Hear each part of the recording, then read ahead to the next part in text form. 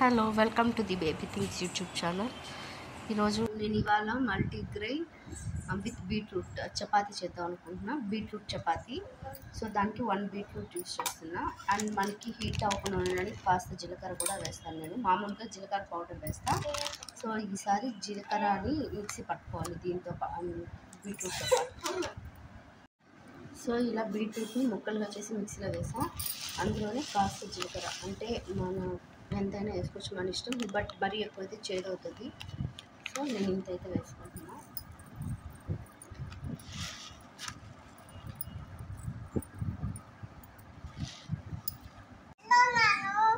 బాగున్నావు బర్ని.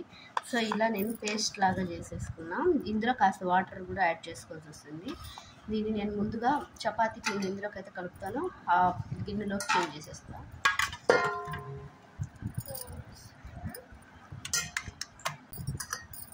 ఈ బౌల్ సరిపోవచ్చు. ఒక నియర్లీ ఇట్స్ 1 కప్. మనం ఎంత కావాలంటే అంత వేసుకోవచ్చు. అంటే చపాతీ రుద్దడానికి వీలుగా వేసుకోవాలన్నమాట. ఎంత అనేది మనకి ఊటకి వచ్చిందంటే ఈజీగా రుద్దగలం అనేసి చపాతీ లాగా.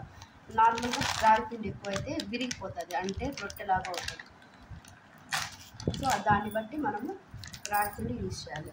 నేనైతే 1.5 కప్ తీసుకుంటున్నా. 1.5 కప్ రాగి పిండి. 1.5 కప్కి ఇది ఆల్మోస్ట్ 3 కప్స్ యూజ్ చేస్తున్నా. మధ్యలో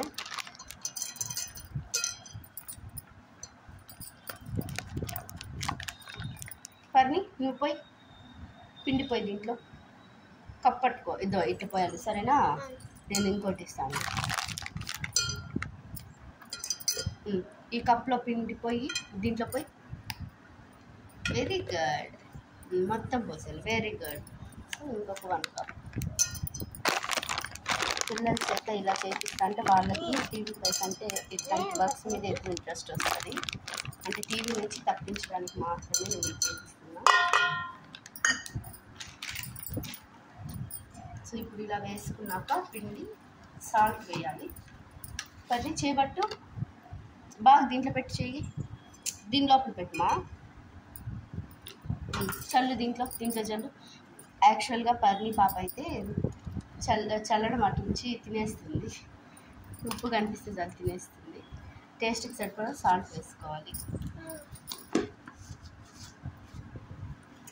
ఇప్పుడు ఈ బీట్రూట్ వాటర్ ఉంది కదా, ఇది వేసేస్తున్నాం. ఇలా మొత్తం వాటర్ కొద్ది కొద్దిగా పోసుకుంటాం. కన్సిస్టెన్సీ సరిపడేలాగా కలపాలి. మా పాప పిండి కోసం వెయిటింగ్. పిండి ఇస్తే తిందామని చెప్పేసి. పిండి తింటావా పర్ణిక? తినకూడదు నాన్న. ఎందుకు తింటావు?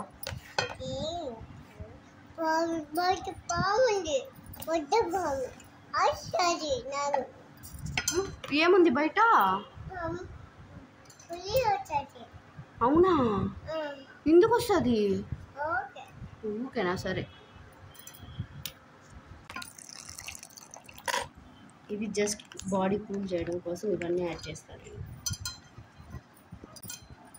సో ఇలా కాస్త వాటర్ వేసి యాడ్ చేసుకుంటూ కలపాలి.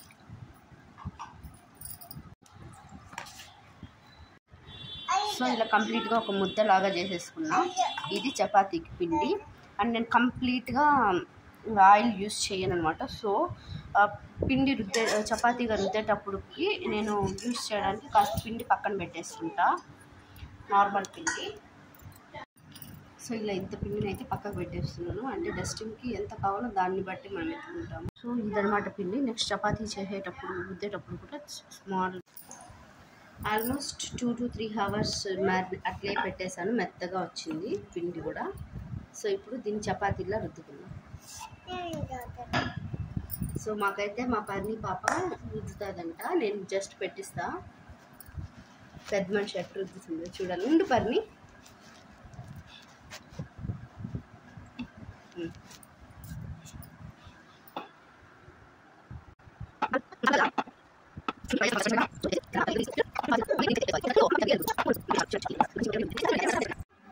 సో మేమైతే ఇట్లా ఆయిల్ అయితే ఏం అప్లై చేయము. ఇది అంతకుముందు ఏదో దోశ పోయడం వల్ల గీ ఉండింది అంతే.